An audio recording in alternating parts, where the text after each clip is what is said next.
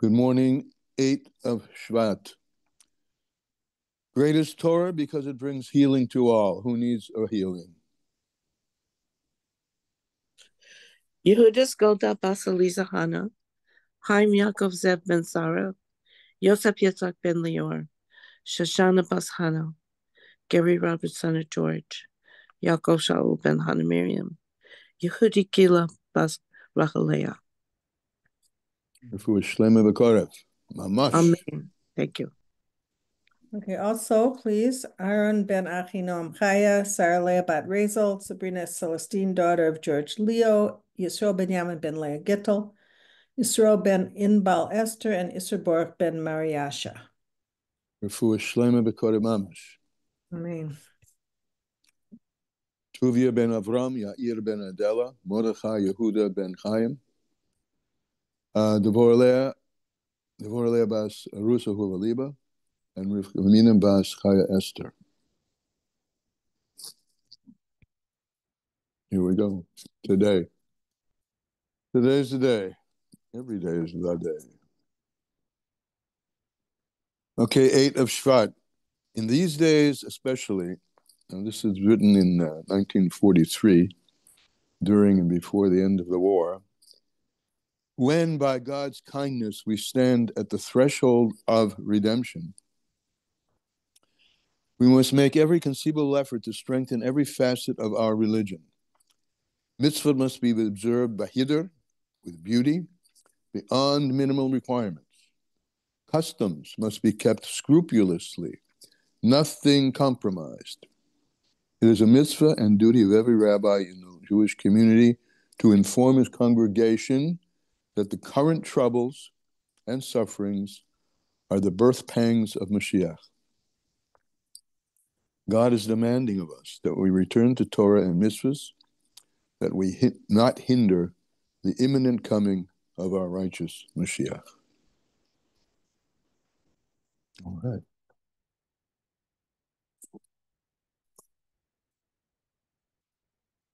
So let's help by our learning Torah.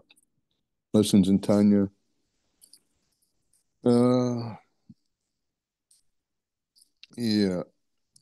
Page 285, bottom of 285. No, I'm sorry. Middle of 284. And in Likutei Amurim, it begins, second line, in exactly the same way. Chacham Amish. And what were we talking about? We were talking about a process by which a chemda shebaliboy, a desire of the heart wants, it yearns, rises up to the brain to think, and the think leads to a downward expression from thought into speech. It could be speech, I have to talk about it, but ultimately to deed. So it's a chain coming up from rising from the heart and above, and then reaching above, and then coming down.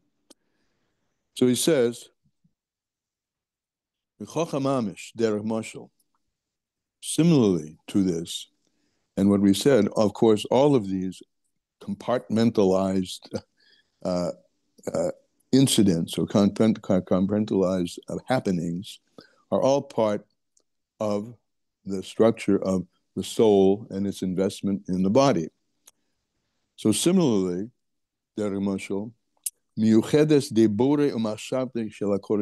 similarly, when we speak, of course, metaphorically, about God's speech and God's thought, the speech and thought of the Holy One, blessed be He. So the Holy One, blessed be He, is betachlis hayichud. He doesn't have compartments, the way we have compartmentalized these expressions in order to understand the flow, but He doesn't have compartments. He's betachlis hayichud. It's like our soul really doesn't have compartments, right? Yet we speak about the powers of the soul, and we speak about Chabad, Chagas, Nahi, those powers, intellectual powers, speaking powers, doing powers. But the soul is a simple unity. So similarly, Hashem Himself and even more so, as we'll see, is betachlos yichud, is in a complete and utterly complete state of unity. When you talk about his essence, all right. So similarly, our soul is a singularity. It doesn't have these compartments. We talk about the soul emitting various forms of energy from it, but that's when we're talking about what's coming out of the soul. If the soul, we speak about the essence of the soul, like the essence of God, is a complete unity. We just compartmentalize it for the sake of understanding how the flow goes. So similarly, when we talk about Hashem, his essence, he is in a state of tachlis hayichud, complete unity, b'mahusa v'yatzmusa, when we speak about his essence, his blessed essence. Now, Hashem is in this state of unity, and this is where the difference occurs. Gam even after these speaks, so to speak, things into existence, bebrias ha'olamus, in the creation of the world, he is in the same state of utter unity or utter simplicity, no contour, etc. Just as he was before the world was created. So from his perspective, right, which we've talked about yesterday, we brought forth the label that Hasidus gives to it, which is Das Elyon. From the perspective of the awareness at the supernal level, the higher level, there are no differences. There's no differentiation whatsoever in front of him, Yisborah.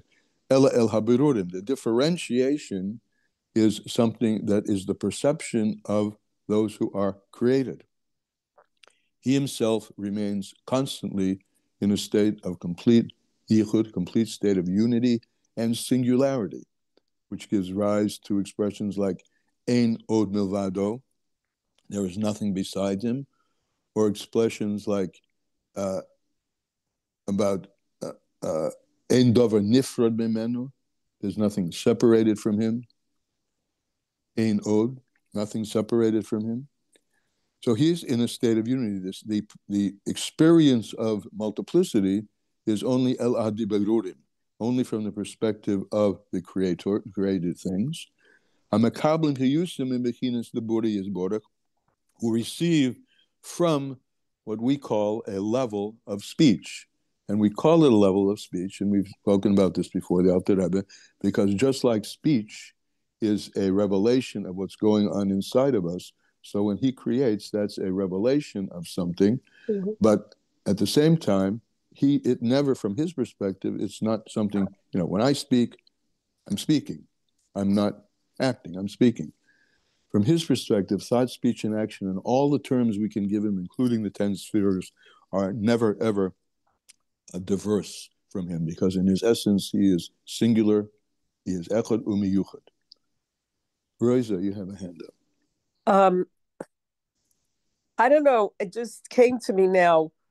Rabbi Majeski once gave an analogy of when you put on the light in a room. Mm-hmm. So the energy is there, but you have to put on the light, or you have to make a connection. That's what you do. When you flip the switch, you are making a connection. Mm-hmm. And here it's like we are the Bruim HaMakablim. Yep. But Hashem gave us choice. What is the choice, to connect or not to connect? Right. But in front of him, as we're about to say, darkness doesn't darken him, and light doesn't illuminate him. But if a person has bittul, like sometimes people think of bittul like, oh, I'm going to be smaller. Bittul is making a connection. That's what bittul is. Yeah, bittul is giving oneself over. Yeah. Right. So that's our choice. Absolutely. And when we make that connection, then the light which is there all along can be revealed. As you're describing very adequately, there are changes of state by us, right? From the state of darkness you just described through a process, a psychological process, and an avodah called bittul, we can turn on the light. The light is always on, though. That's the difference. The light is always on.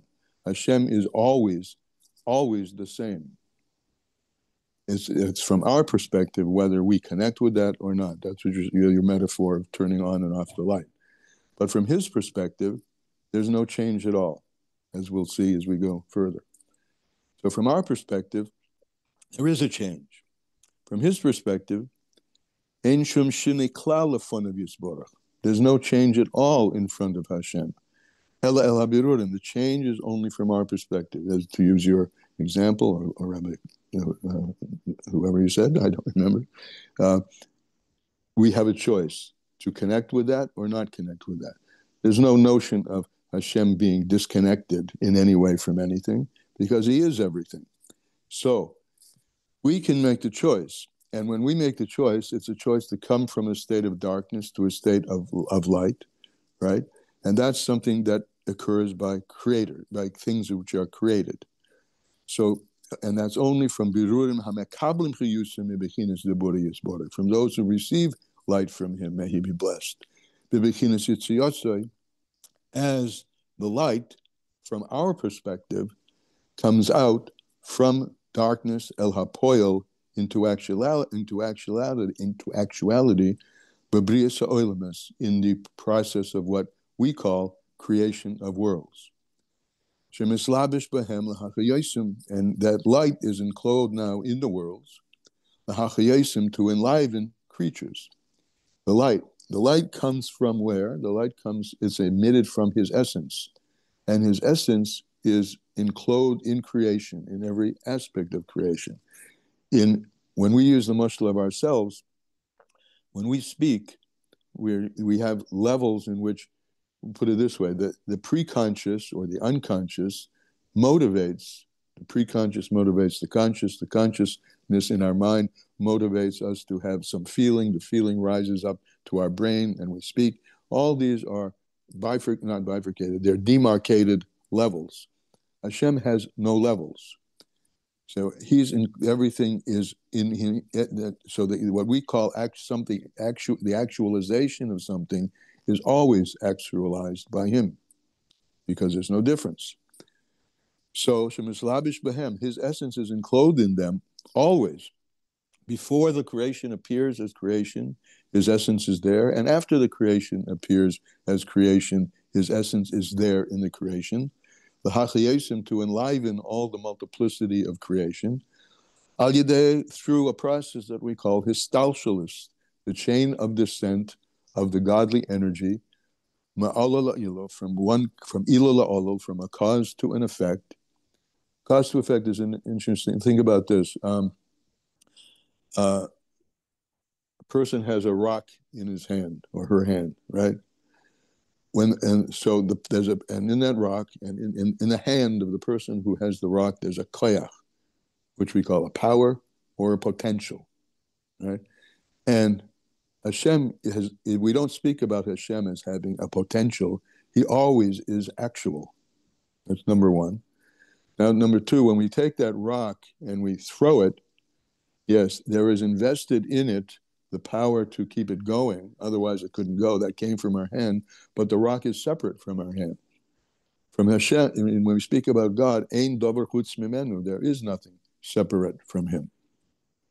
So this whole chain of descent is a metaphor, a way of understanding how godliness, how the rock gets moved from the point of his essence, holding in the hand, to a point where it falls down from the ground 50 yards away. Well, that's a long throw, okay? But he is not. We can't describe him like that, because he is everywhere, and there's nothing besides him. But what we call that sense of levels and discrete boundaries, we call the chain of descent from above, from cause to effect, from above to below. And we call it the descent of levels. And that process is called tzimtzum, contraction, right? Not a new idea, I think, but let's just say it, tzimtzum. He is the allness, and these are words we describe it. He is the allness, and he shrinks himself into zero emission, That's called he moves himself totally aside, and then he beams out a beam, and that beam comes down, down, down, down in lesser and lesser revelation. And the less revelation, the more emergence from that beam comes the stuff that's in that beam in the first place, but not discrete. Discrete is a function of the darkening, separation. We call that tzimtzumim rabim. But the tzimtzum has no effect on him.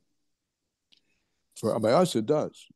It comes down, things emerge, b'tzimtzum rabim, through many, many descents, concealments, v'shoinim, many different concealments, until the creatures, the creation, is able l'kabel chayusam, to receive a life force. Because if the life force were emitted the way it is at its source, it would blind us.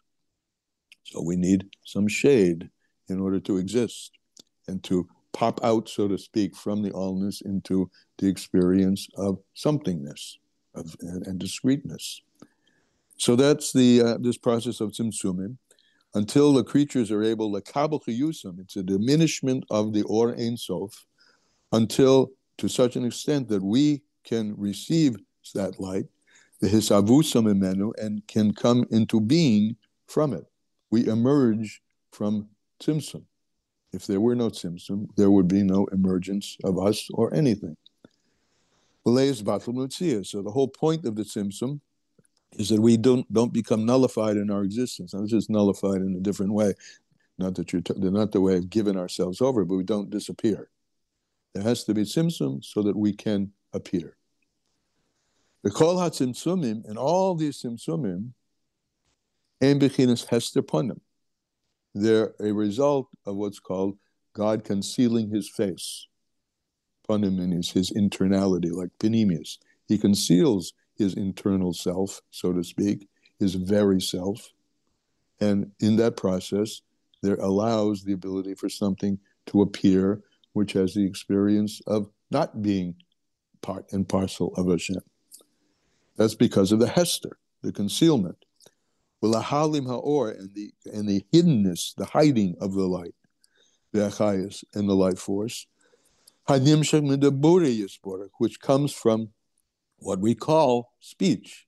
Because just like speech, right, the metaphor parcels out the enormity of thought that goes on in the brain, so the tzimtzum parcels out the enormity of the light, which otherwise would not only blind us, but would prevent us from having any experience of being at all, because it's the all-encompassing light. So there has to be a condensation or contraction, tzimtzum, in order to show this gala b'chinas gili rab, so that the light is not revealed as such a great revelation. Because if it were, the tachtonim, that's what all of creation is below. It's just right. Well, here's another mashal. It's not above and below. It's below in the sense that it's a diminishment, and we'll call it a lower level of manifestation of godly light than above. So above and below, and this is, I think, way back when we talked about the way of understanding above and below. It's not down and up. It's less concealment is called above. More concealment is called below. Therefore, since the light is diminished, it appears to the created entities, that there is something which we call God speak, that is, he's manifesting himself in a way that we can take it. This was the speech that brought creation into existence. This was the dibur that was spoken on Har Sinai. A contraction, a diminishment, a lowering, right, coming down below, so to speak, as in above and below, into a level which we call speech of Shel Mokim Baruch Hu, of the one who is called the place. Interesting, the place, the Chazal say about the place. Why we call God the place?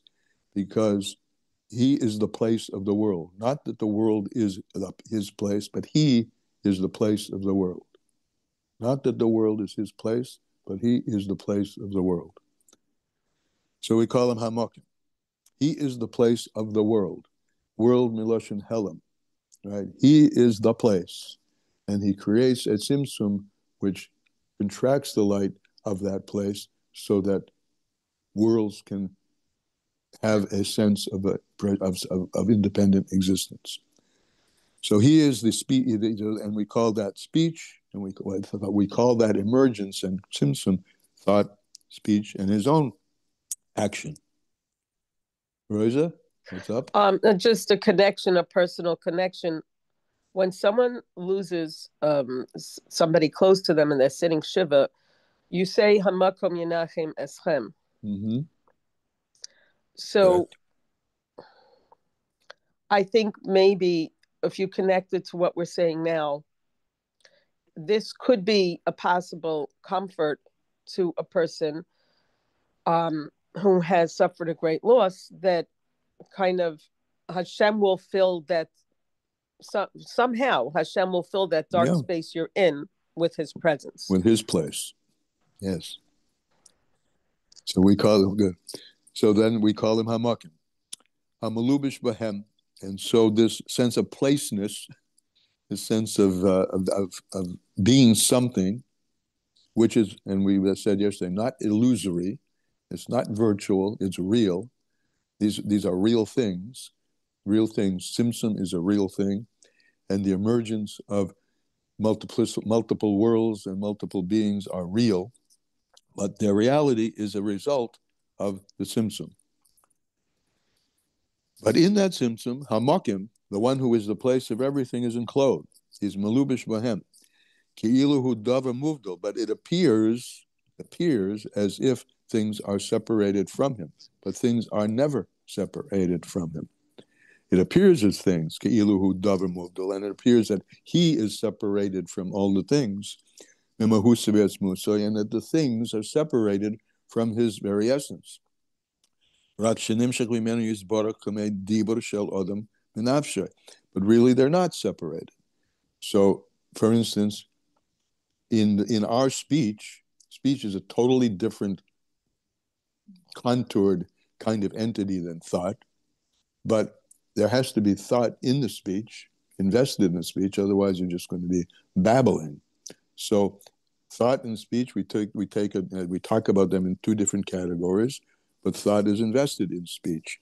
So similarly, creation and God, we talk two different categories, but God is invested all the time and must be invested in the creation all the time, otherwise the creation would disappear.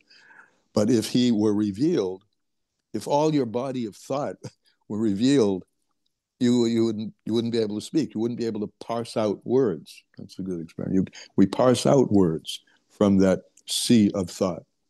So God parses out worlds from the sea of his infinite allness through the process of tzimtzum, which we call Seder HaHestalshelus. Lagabi HaKodesh Baruch Hu. Now speaking, let's look at him himself. What's going on here? From our perspective, there's a tzimtzum, and that tzimtzum is responsible for our whole experience of being real things, which we are. But from Hashem's perspective, ein shum tzimtzum v'hesed v'helam, that whole notion of concealment, contracting, reducing, concealing, that is not master umalim lefonav. That doesn't conceal anything from him. He's not concealing himself from himself. He's concealing himself or producing something which causes concealment so that something else can have the experience of existing. And that experience of existing is an experience of being separate from him, because we don't have the experience of allness. But Hashem always has the expression of allness, so that the tzimtzum doesn't hide from him. And from his perspective, darkness, light are meaningless. Meaningless to talk about differentiation between darkness and night. As David HaMelech says, darkness doesn't darken you. from you, literally. Darkness does not darken from you, and etc. Mishum she'ein had, and this is probably this underlined. She'ein hatzimtzum v'halabushim davar nifred mimenu. The tzimtzum and the garments don't cause any separation and don't imply any separation from you, meaning that you are invested. You, your very self, God, is invested in everything. The tzimtzum, the ein hatzimtzum v'halabushim, these contractions in these so-called garments, right? What are the garments? Thought, speech, and action. We think about God's thought, God's speech, God's action. They are not at all davar nifred mimenu, not separate from Him at all. Yisborach, chas v'sholom, God forbid. Ella, and here's an interesting mashal that comes from the Midrash. Hadin kamsa de lebushe mine ubeil, like the shell of the snail. So you have the snail. If you've seen a snail, you know it's a very soft, mushy thing, and it has a shell, which is just the opposite, right? Very hard, firm. But that shell, though it looks like something separate from the snail, is part and parcel of the snail to such an extent that if you remove the shell, the snail dies. But it appears as though they're two separate entities. So that's the mashal from Bereshis Rabbah. Like Kadin Kamsa, that snail, the little sheha, which is garment, which is a snail, its outer covering, appears to be that its garment is part and parcel of Him.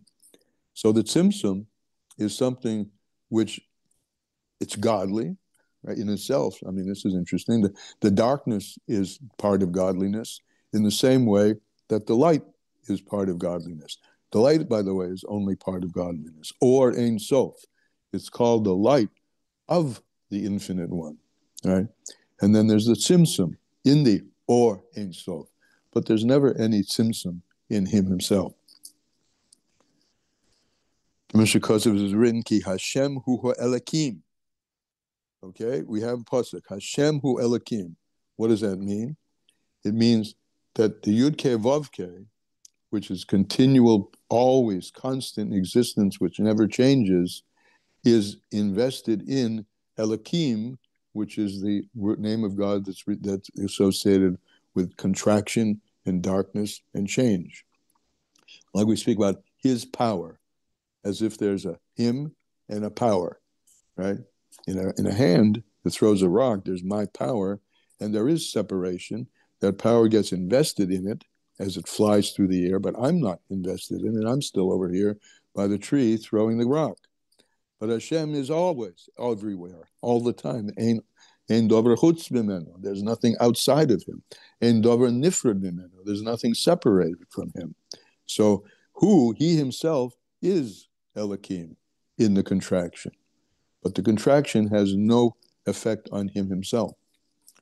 When Shekosov Machamach is written in another place, therefore, Kameha, in front of Him, meaning from His perspective, which is a metaphorical way of talking in the first place, His perspective versus our perspective.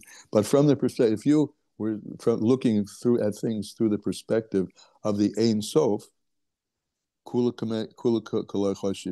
everything is considered like nothing. End of chapter, end of today's Tanya. Yeah. Go ahead. Okay. So it's just the ultimate paradox, I guess, that there's nothing separate from Hashem and we are separate from Hashem, but we're not really. But I'm saying that the fact that you said yesterday, and it's known that gracious for Elohim, there really is, really is a world, and yet there really isn't. So it's kind of like the ultimate thing. Right.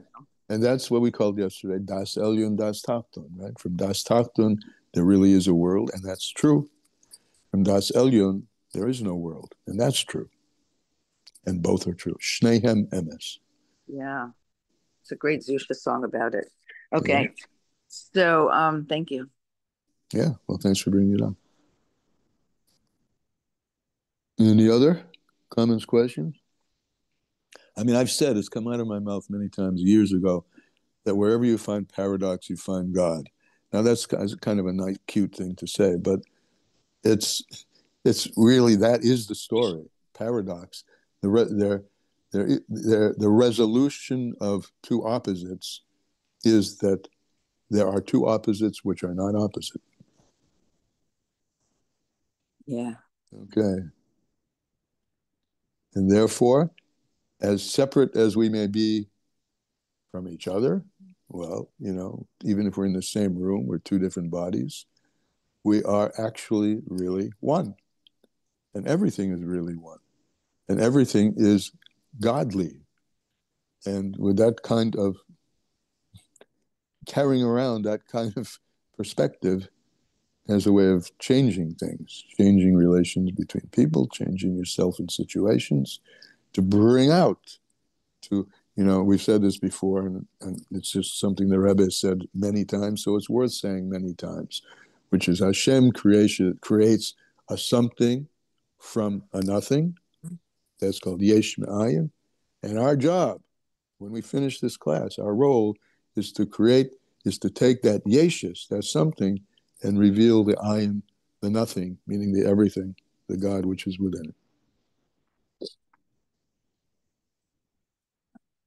All right? Till we meet tomorrow. Bye-bye. Thank you. Have a good day.